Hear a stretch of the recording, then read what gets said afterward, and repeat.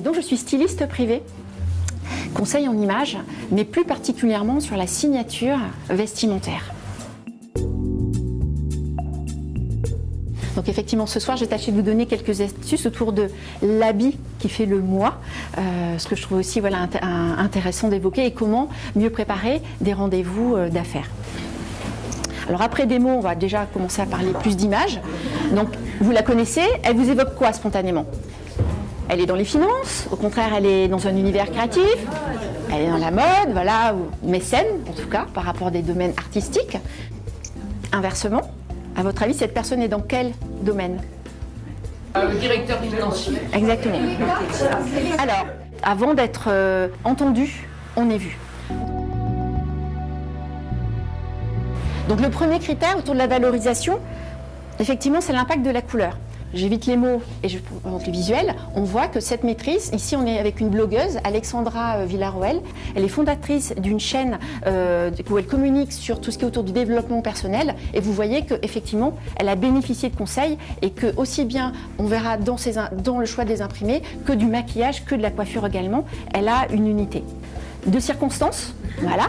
Donc je trouvais notre première dame, voilà. On voit bien que parfois savoir maîtriser son image par une gamme de couleurs qui est vraiment dans des tons beaucoup plus pastels qui vont l'illuminer. Là aussi, on voit bien que selon la palette de couleurs qu'elle va porter, elle va savoir s'illuminer, se faire être remarquable dans la foule.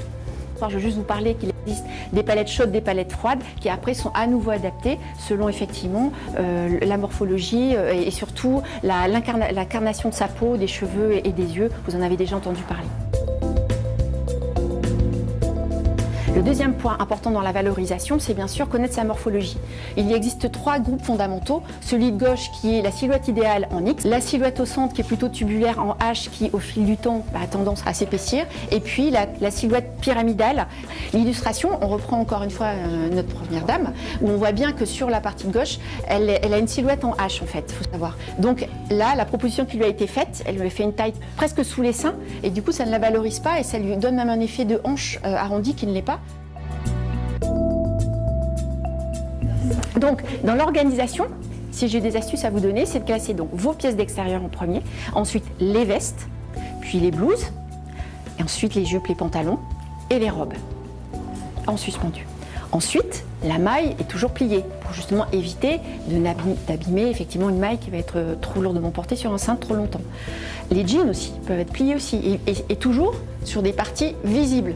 Et puis, rendre visibles ses accessoires. Cette cliente a découvert effectivement des nouvelles pièces, des nouvelles proportions à porter dans les tenues qui lui étaient suggérées, des nouvelles marques aussi, des nouveaux lieux. Elle citait qu'elle avait effectivement hâte de porter ces nouvelles tenues et qu'elle avait vraiment senti un changement avant-après de gain de temps et aussi d'investissement dans les pièces qui avaient été choisies. Parmi les 8 conseils du look pro, effectivement, si on est sur une silhouette de petite, j'allais dire, taille, effectivement, on va privilégier les talons. On sait toutes qu'effectivement, de donner de la hauteur, même pour un rendez-vous d'affaires, quand on parlait voilà, de la bonne impression, on sait très bien qu'on ne se tient pas de la même façon lorsqu'on prend de la hauteur. On se sent beaucoup plus affirmé. Le sac est plutôt proportionné dans un format paysage, porté souvent dans la pliure du bras aussi, pour donner cet équilibre. Donc ça donne toute une sorte de petits détails, mais qui ont leur sens et qui donnent de la cohérence. Je vous ai mis aussi le foulard, parce que c'est aussi un point clé de résonance, souvent pour associer ces ambiances de couleurs, les unis qu'on porte, et de pouvoir faire un lien ensuite avec la colorimétrie qui nous correspond, et faire un lien entre les différentes pièces unies que l'on porte. On peut être de ce fait donc remarquable en ayant des accessoires spécifiques qui vont être propres à votre signature vestimentaire. Mais en étant soi-même, en cherchant à être soi-même. Et c'est là l'intérêt de créer justement cette signature. Merci.